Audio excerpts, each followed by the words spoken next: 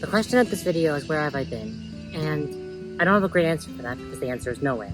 Because I haven't actually gone anywhere or traveled too much in that sense since my last upload or major thing. And it's because, well, it's just been very busy, and I haven't really had the time to edit the large-scale videos that I had in mind.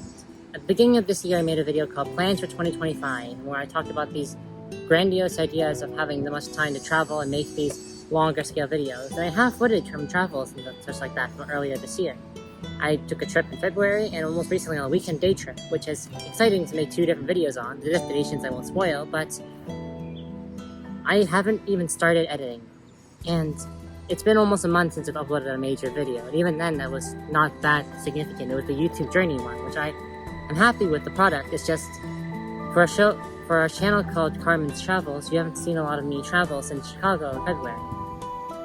So the real question is, what next? Is it the end? No, obviously not. I love making these videos, and I want to keep doing it. Now, I understand how odd this sounds, considering I made a video a couple months ago called How Long is 5 Minutes, where I talk about making time for things. If I really wanted to do something, I would have done it.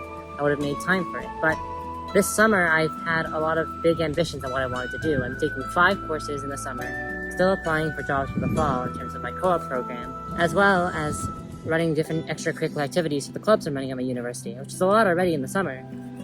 And because I've done all that, I have a problem.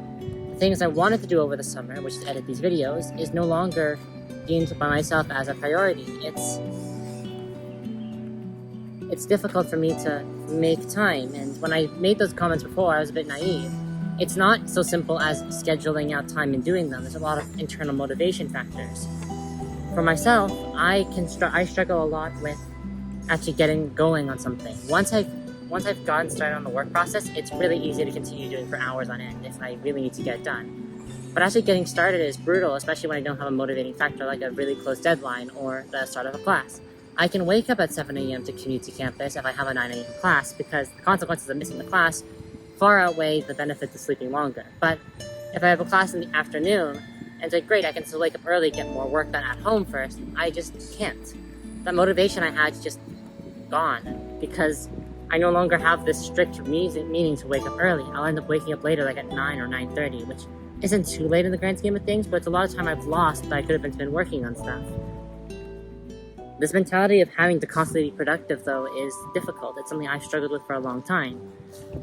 If I'm constantly trying to be productive and making something, that's a very capitalistic perspective that anything I do, it's just for production, it's just for value, which I don't think is a fair mentality to have all the time. I am my own person. I can enjoy things for myself. I shouldn't always have to be creating something. Even if creating something is what I enjoy, there's other ways of leisure that I can do that allow me to stop being burnt out and continuously working in that progress. It's why I picked up a hobby like cycling. It really helps my physical health, as you can see, this wonderful bike here. It really helps my physical health, and I have another way of doing it. And granted, it takes time out of my day. I could be doing something else. It gives me a break while still actively working towards my betterment of my physical health, like I mentioned. But it's also fun because I get to navigate different areas, explore the city I lived in on a bicycle, and it's just it's great time. And I think people should try to find other hobbies too that are separate from what they do for work or what they do for production. For example, in my room, I have my computer and my monitor, and that's where I do all my schoolwork and coursework. But that's also the space where I spend my leisure time too, watching YouTube videos, playing video games, other things like that, writing. And all of those things are similarly in that space. Separating the workspace from the leisure space is difficult. And it's not the same as like, what I'm trying to say is that it's difficult to separate that in my head, meaning the leisure doesn't feel as nice, and sometimes it's hard to get work done because I feel like I'm in the mindset of leisure. It's difficult. So cycling takes me out of that space as a form of leisure and hobby without forcing myself to work. And that way, after I'm done my bicycle ride, I can go back to doing work in a much more clear headspace. So where does that leave us now? What do I have planned for the rest of the year? It's almost halfway through 2025, if you can believe it. What do I do from here? Well, the answer to that question is the videos I've promised since the beginning of 2025. I have a larger scale travel video and then a day trip video that I want to release, and I have some other future travel plans later this year that I want to edit and make into videos. Hopefully throughout the summer I'll be able to manage my time better, but right now it doesn't look superb. And one of the video ideas I had, I can't necessarily post here, unfortunately. So It's just a matter of logistics and actually getting myself and getting my act together.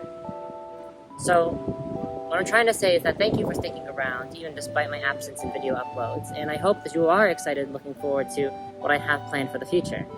So, until next time, bye for now.